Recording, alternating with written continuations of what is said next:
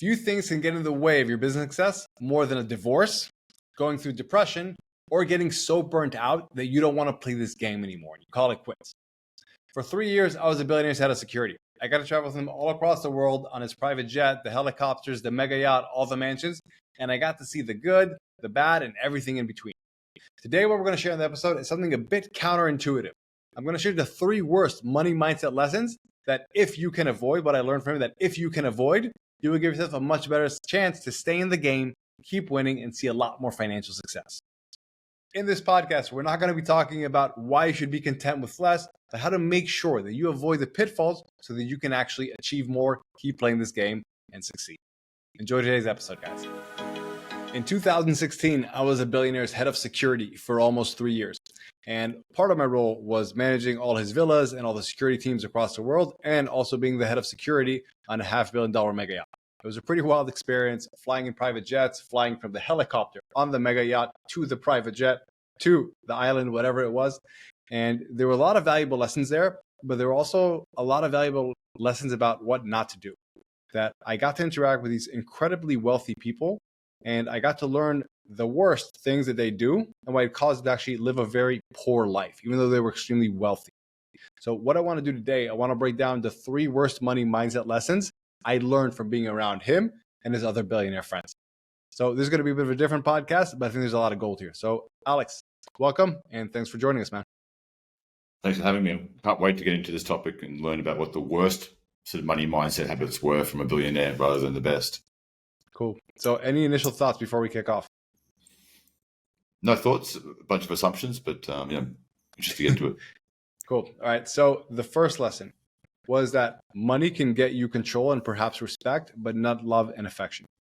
So this is something that I would see so prevalent in all these really wealthy areas, in St. Bart's, in Monaco, that people's kids didn't love them.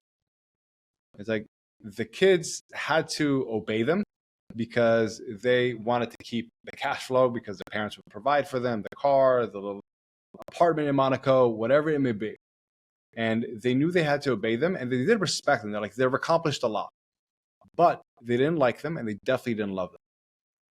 And it was really weird because you could see that the parent billionaires, let's call them, were really frustrated. They were like, I am providing you everything. Why am I not getting what I can't explain that I want?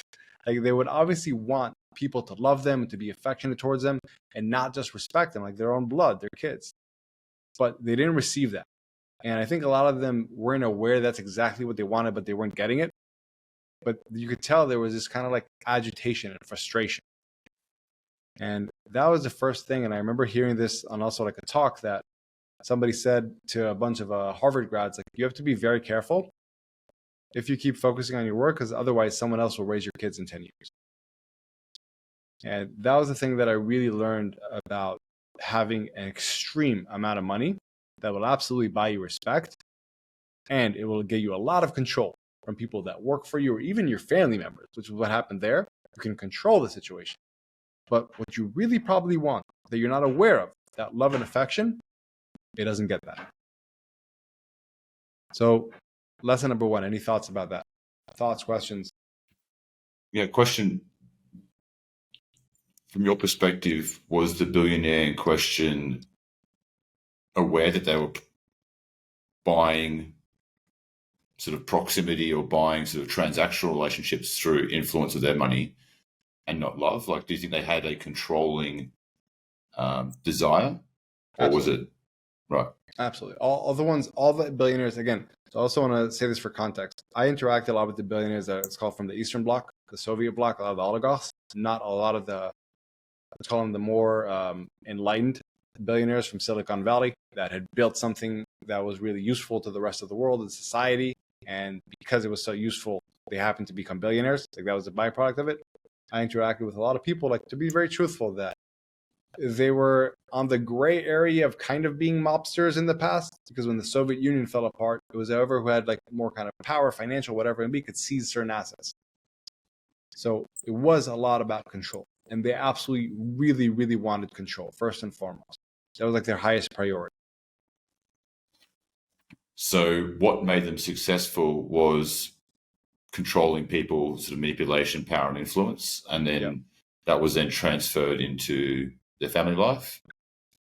Yeah. They tried to use the same skill set that made them successful in business to have a successful family. And I think that's where there was a falling out. Did they appear emotionally affected, like negatively, by the lack of love? Yes, absolutely. So they were unaware of the fact that their need to control was also robbing them of what they actually wanted, which was true love and affection. Yeah, and it could also have been beyond that. It's not just the need to control, but the recognition that the things they did to get them control and respect wouldn't also, like, they have to do something else to get love and affection. The whole thing, like, yes, you can fly your kid out on the private jet to like and force them to come and see you when you're in the Caribbean or whatever it may be. But like, that might not make up for the time that you were not available to them when they were younger and they just wanted a father. They just wanted someone see their soccer game or whatever it may be. And it's just like, what got you this? It's not necessarily what's going to get you that. Like, yes, money, like accumulating a massive amounts of it, will get you control over people, whether it's in your business and a lot of times in their family.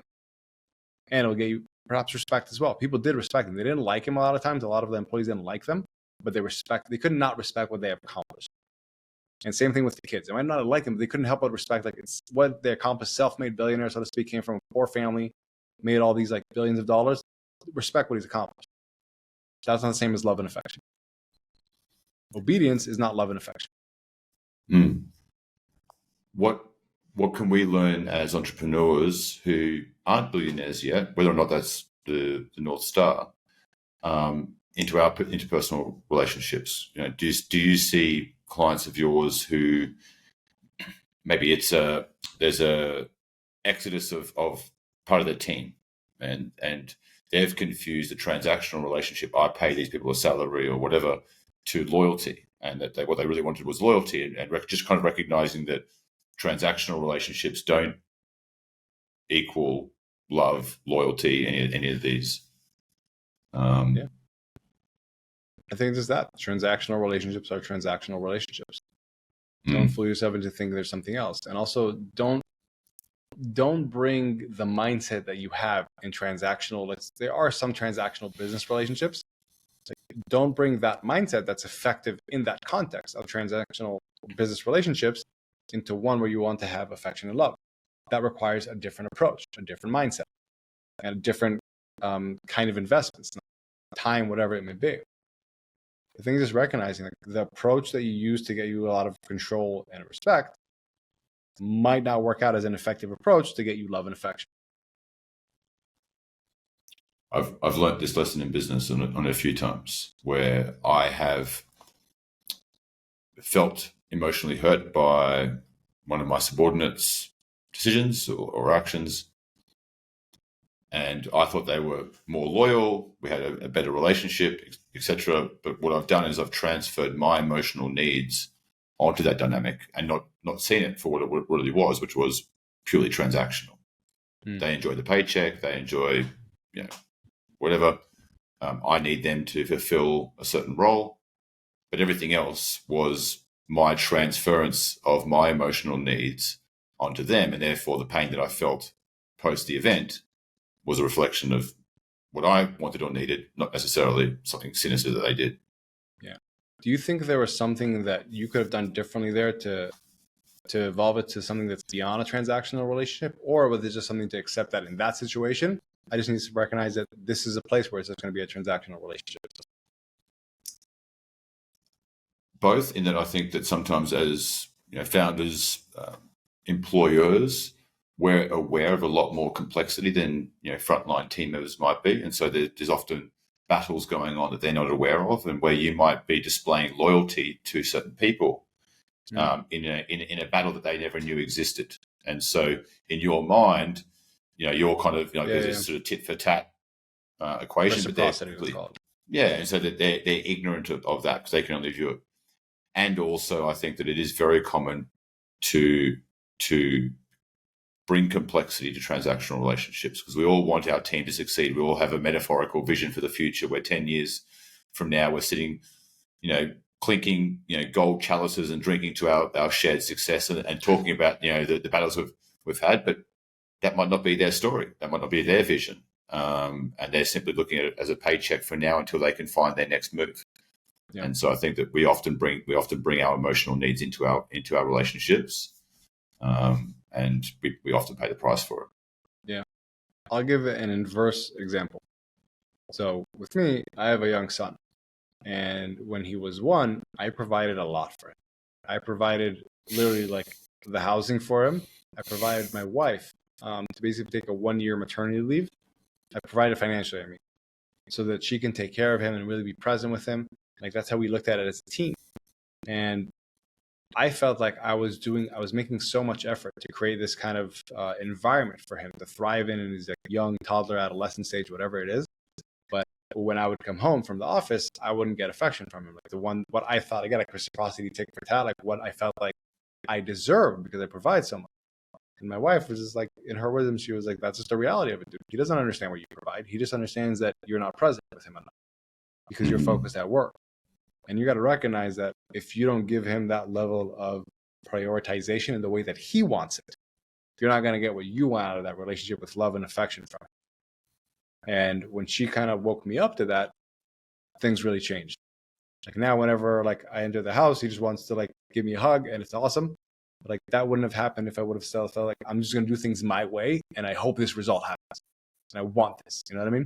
I just have to understand that's the deal. And do you think that's what may have been happening with the billionaire, even though from your perspective he was someone who does enjoy the control and manipulation of people? Maybe he was living a life that wasn't fully satisfied with at an emotional level. He was playing certain influence games that were taking some kind of an emotional toll on him, and in his mind he thought the reciprocity was, I'm engaging in certain business activities. I now have a lot of zeros in the bank account. I'm making your life, my children's life, easier, better, etc. Therefore, you should love me. Absolutely. Yeah. Absolutely. Like the way I wanted to summarize this lesson number 1 is money doesn't buy love. Again, it'll buy you control. It'll buy you power. It can buy you respect. It does not buy you love and affection. And I've seen that in the most extreme example. People have billions and billions of dollars. Even at that extreme example where you can provide for them private jets, you can provide for them the most expensive apartments in London or Monaco, whatever it may be, money will not buy you love. That's lesson number 1. Really important. Yeah. Cool, man. Money mindset lesson number 2 is don't overextend yourself financially. Like this can happen. It's just a ratio. Whether you're just barely making ends meet, you're a billionaire, whatever it may be.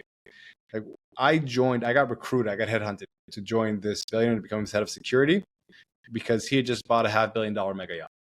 He had basically retired. He said, okay, I want to do a retirement world tour, 3 years around the world. I wanted to see all these awesome places. So I'm going to buy this $500 million mega yacht. It was one of the 10 biggest private mega yachts on the planet at the time. Had a pool, 2 helipads, 2 gyms, and inside of it also had, I think, like 4 boats. Yeah, it had a spa, like a plunge pool, saunas, all like anything you could imagine. It was wild.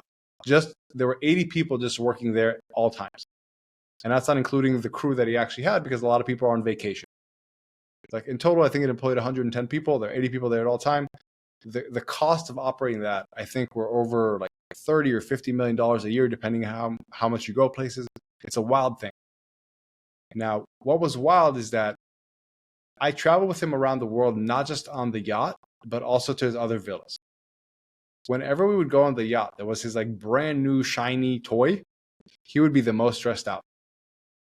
Because I think from what I understood, I never looked at his financials, never understood it, but what I was told by the close people around him was that it was a bit of an overextension. He tried to play in like one club, like there's also clubs of like billionaire levels. He tried to play in a club that was a bit above his billionaire league. And instead of this yacht being supposed to be this like amazing thing where he traveled the world, no stress, just fun, just seeing these beautiful sunsets, it actually stressed him out because he realized that it was really eating away at what he was trying to do. And his friends would tell him, you need to relax and enjoy this. But instead, he kept saying, I need to protect it. This is my asset. I said, no. They would tell them, like, if you look at it as your asset, It's going to drive you nuts because this is a terrible asset. Like buying a giant mega yacht is not a smart financial investment as an asset. It's a terrible one. It's a fun thing. But he wasn't able to do that because he overstretched himself. So first off, any thoughts about that? Yeah, I think this is incredibly common at all stages of entrepreneurialism. It could be financing the car that you can't really afford or buying the $500 million mega yacht. I think it's very, very common. Yeah. And it's like, I would see this the most when we would come to St. Bart's. St. Bart's is this island in the Caribbean where all the billionaires come to play in Christmas. And by play, I mean a big part of it's who's got a bigger yacht. No, you have a $200 million yacht. I have 300. You have a 500. Oh, I have two 600 million ones, and I have a couple support ships next. And it was this game that he couldn't win. And what was interesting is that he was actually kind of happy on the yacht when we were in places where he was the biggest fish. But as soon as there was comparison and he wasn't, it felt different. I think a big part of why he wanted to buy that giant yacht was to tell himself a story. And his story was, this proves that I am successful beyond any reasonable doubt, that I've reached the upper limit, so to speak. However, when there was a higher upper limit because of a bigger yacht, that insecurity still played. So they still had that insecurity. On top of that, he had the frustration of, I've spent so much money that's a bit above my head, perhaps. And like you said, I think it's super common. People buy the house they don't need, the car they don't need, whatever it may be. They think that'll solve their insecurity, make them feel good about themselves. But it actually does the opposite. It adds so much more stress to their life. They think they're going to get rid of an insecurity, but it doesn't actually solve the insecurity, and it adds a lot of stress. That's absolutely my experience. I think that whether it's buying the AP watch, I make an example of someone going in and buying a Lamborghini. I think every Lamborghini dealership should have like a side room. And so when someone comes in and says, how much is this car? And the salesperson could say, it's $250,000, but for only $10,000, you can walk into this room. We've got a bunch of successful people, a bunch of beautiful women, and they all clap and say, wow, you're the man. You are the man. So why would I want that? I'm like, it's kind of what you're buying the car for, right? Like, really, what someone buys a Lamborghini for, the mega yacht for, is the acknowledgement from our people. So really, it's a desire, it's a need, it's a want, it's an insecurity that we're trying to plug a hole with. But there can only be one king, right? And so trying to have the biggest and best is kind of like the greyhound chasing the rabbit. The more you go after it, the more exhausted and probably lack you feel. Yeah. The interesting thing about it is, have you ever heard, because you brought up the Lamborghini example, have you ever heard about the man in the car analogy? No.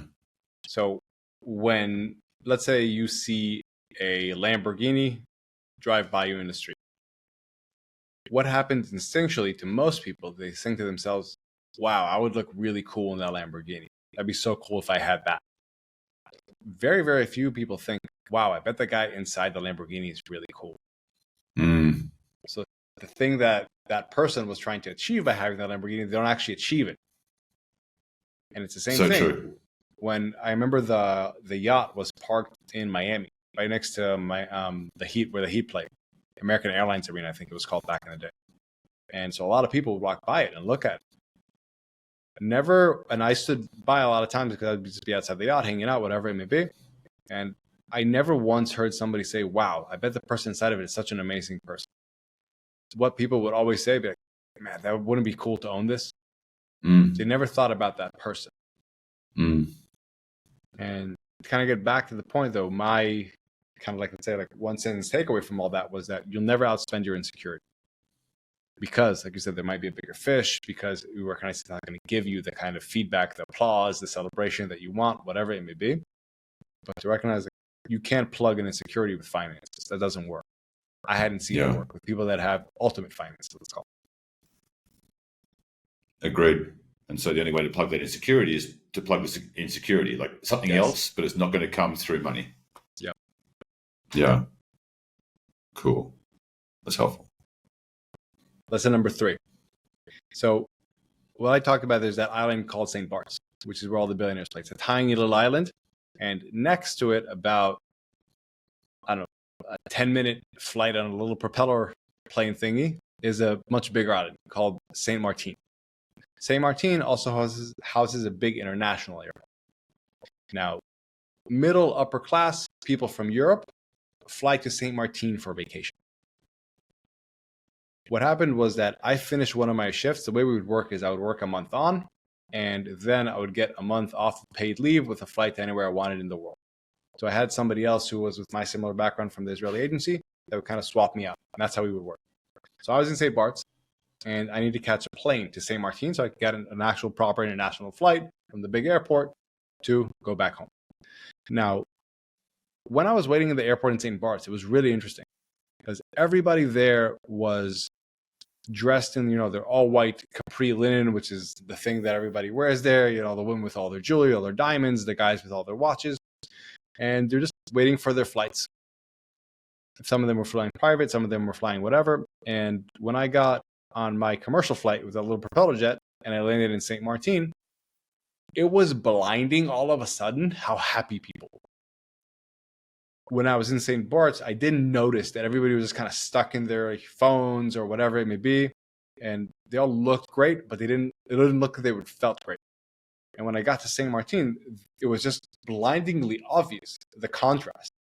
Everyone there was so appreciative of the vacation they just had, the good time that they had, the fact that they were able to just go to this beautiful island in the Caribbean.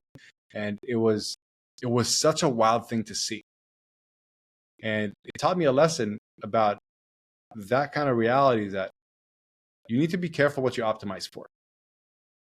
If you're optimizing just around making money, and you're saying to yourself, the story that you tell yourself is that stress, paranoia, and aggression are really, really good traits to develop, really effective traits to develop, to optimize solely around making more money, it's really hard to turn off your traits that you've developed. What happened with my boss that I noticed, he thought that he would get to 60, he'd retire, magically turn it off. All of a sudden, he'd become this blissful person who can just enjoy, who get a foot massage while he's sitting in the back of the yacht, overlooking the ocean, whatever it may be. But it wouldn't last. He would try to be in like a good mood. Something would always trigger him. He would always walk around with a scowl. And I think it's really important to understand, what traits are you training yourself for? So that was lesson number 3. It's like, be very conscious what you're optimizing your behaviors around, because that stuff sticks.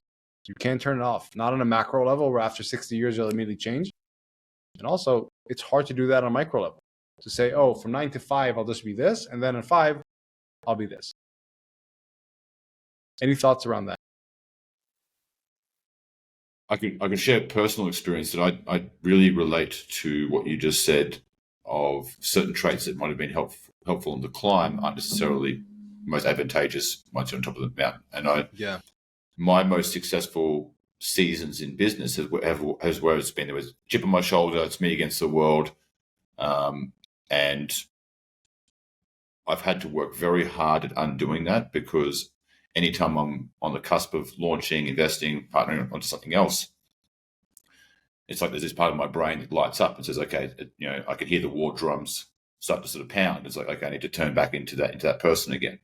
But also recognizing that person could be financially successful, but burnt out, unhealthy, lonely, miserable, etc. Yeah. So I have to be very, very careful about how I approach things, because it's become almost hardwired that significant business growth equals one approach. So being aware of what I'm optimizing for has been an ongoing journey for me. Yeah, hearing you say that, it's taking me deeper into an understanding of this. I think a big part of it is contextualized. So there's, let's call it, good offensive traits and good defensive traits. If you're trying to play offense, it's called financially. You're being really aggressive investor when you're actually supposed to be in a defensive state of mind, you're going to get a bad result. With him, he wasn't aware that this were the traits that he was developing all around, everywhere in life. That aggression, paranoia, and stress. He didn't say to himself, you know what, in the context just of business, when I'm working with these kind of deals, these kind of people, whatever it may be, these are useful. Then, when I'm at home, I need to develop these kind of traits. He didn't think about, I need to show up as a different individual with different traits in different environments. He just thought, this is who I am, and it's going to be that way all the way around. So that's all he developed. It could very well have been that if he would have said to himself in a very intentional level, a very conscious level, that 9 to 5, I'm going to be paranoid, stressed, aggressive, whatever it may be.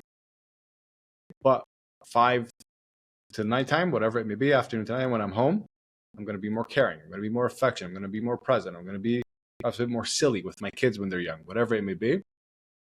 That would have been also a skill set that we would develop, how to be that kind of person. And that also would have gone back to rule number 1, where he recognizes that aggression, stress, and paranoia is not probably going to get him love from young children. That's not the kind of person they're going to want to gravitate towards. I can just think of so many examples where the achievement of the thing has often not given the person what they believe they're going to get.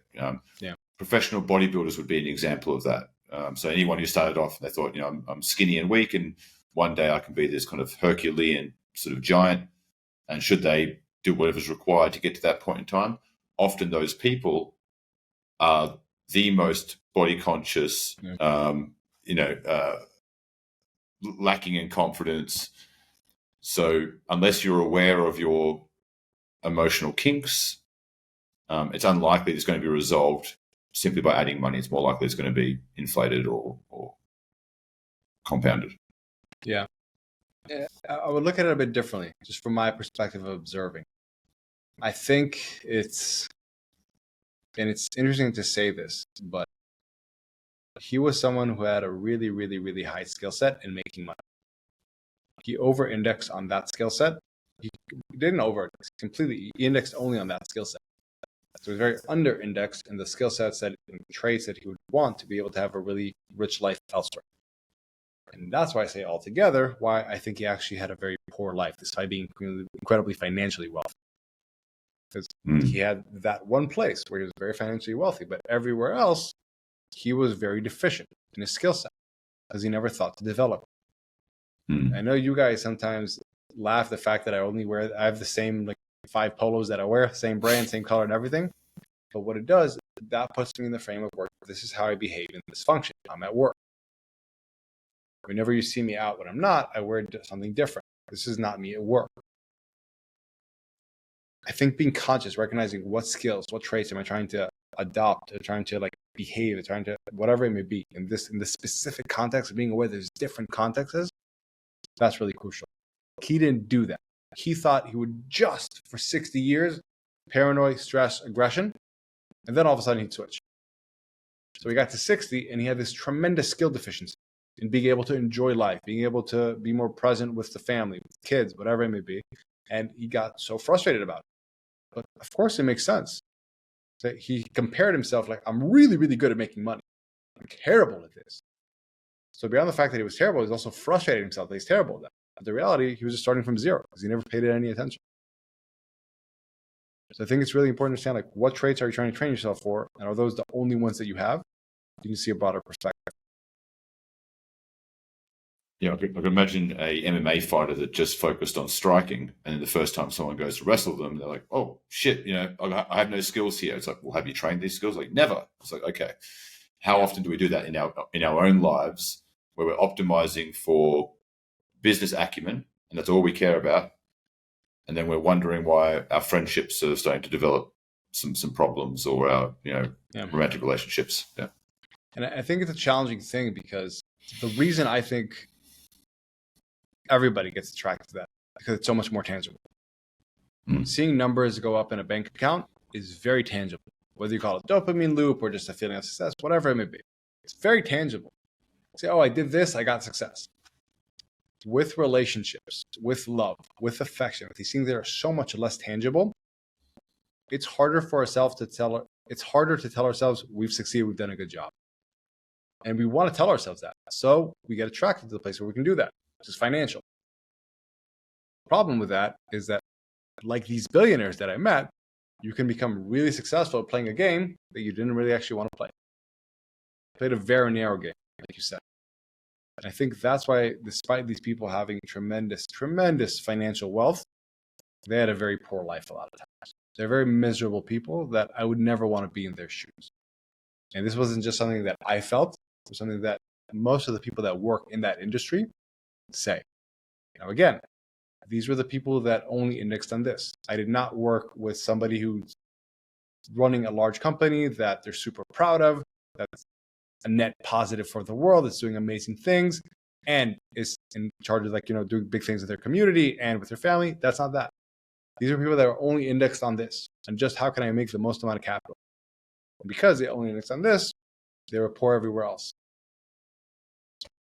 Is there a common trend that you've seen in high performers, let's say financially, where they don't necessarily have those challenges, where they do appear intentionality? It's just the one thing. Are they aware of what they're optimizing around and in what ratios, so to speak? What season is this? I think it's that intentionality. That billionaire, I don't think my old boss, he never had a point when he was at 20, 25, 30, 35, where he said, this is what I want out of my life in this ratio. It was just blinded by, I need more. I need more. Everything else is to the side. He wasn't intentional about it. The guys that I've seen at the 8-9 figure level that also have a lot of other things worked out really well, as you can tell, there's a level of intentionality and a level of discipline because of that intentionality. They're aware that it's very attractive to try to grow the next business, try to grow to the next level. But to say, like, I want to do that and I will do that, however, not at the sacrifice or the cost of this thing that is very important. And I want to say this very clearly. I am not the guy to tell people don't make money. The exact opposite. Make a lot of money. Just make sure that it doesn't come at the cost of something that's even more expensive, more valuable. I had a personal story where I was going through a very tough time, had millions of dollars of financial losses at the hands of some fraud and corruption of someone who I trusted very dearly, because I was on a warpath of when this business reaches this number, everything in my life is solved. Yeah. And I made conscious decisions to not give energy to relationships, to my own health, my own happiness along the way, because I was so optimized towards a certain business outcome that they weren't necessarily blind spots. They were conscious, letting things go. And then when that pot of gold, metaphorically, was taken away, I was smacked in the face with those oversights because I had justified them on the path, but now that the outcome wasn't there, and it was my sister who was talking about my brother, and we hadn't spoken for a while, and she said that my brother was disowning me, that he didn't want to speak to me, and it smacked me in the face because I thought, when I've reached this point, I solve everyone's financial problems. Everyone's mortgages disappear. Everyone's kids have trust funds. I've solved everyone's problems. What I didn't recognize is what they wanted was a brother, a sibling, a friend, etc. No one ever, bestowed some obligation on me that I had to go and sort of solve their problems. So realizing that we can all fall into these traps. When my business just reaches this next milestone, I get my next round of funding, when this next thing happens, everything will be fixed. It's like, no, that funding issue will be fixed, but your marriage issues, your health issues, your general sense of happiness or community, whatever is important to you, will still remain. And if you're ignorant of that, or if you're not intentional about what you do put attention into or not, it'll likely come back and bite you in orders of magnitude. So I've experienced that. I've seen that happen in many other people's business and personal lives. I think it's very important that we're aware of that as we go, because it's always easy to look at the next goalpost, but often we're only reflecting these things in hindsight, the post-mortem. Appreciate you sharing that, man. And I think it's such an interesting thing because I'll share an inverse thing, basically. Because my example of that is inverse, but I was still blinded and not intentional. What you're saying here is that you weren't intentional about it. You weren't really thinking about this thing through the whole context of it. So you just over-indexed on trying to make money. What happened to me is that I went all in on jiu-jitsu because I was really passionate about it. I want to do something that I love. I was intentional about like, how does this actually fit the rest of my life financially? Financially, after a while, I'm broke. This is a problem. And then I had to change. But it was the same place. If I didn't start out with a really high level of intentionality and awareness, like how does this all look together? So that is a question that I would like to leave people with. The 3 lessons were that first, money doesn't buy love. Second is that you'll never outspend your insecurity. And 3, that you got to recognize what traits are you indexing for and in what context. But really the main lesson is, are you being intentional about the life you want to live on a really high level, on a holistic level? Because if you're not, you might really, really, really succeed in a way that won't actually make you happy. It won't make you fulfilled. It won't make you satisfied. You might be that very wealthy, financially wealthy billionaire who has a very poor existence, very unhappy and miserable. So if any of this stuff hits home, I encourage you strongly to take a step back and ask yourself, what kind of life do I actually want to live? Then what's necessary? Where do I need to shift? Where do I need to adjust? What's required in order for me to get that kind of life? Any final thoughts from you? No, there's a lot there. I think any one of those lessons could have been a podcast just by itself. They're really, really important, because I think that this is what plagues entrepreneurs outside of just the trophies in the cabinet, is the knock-on effects that it has on the rest of our life. And so I think this has been really, really valuable lessons, and I'm grateful for you sharing them. Yeah, we're grateful for you sharing your example. I thought that was very powerful. All right. So I hope everyone enjoyed this episode. We will see you in the next podcast. Enjoy the rest of your week, everyone. Bye.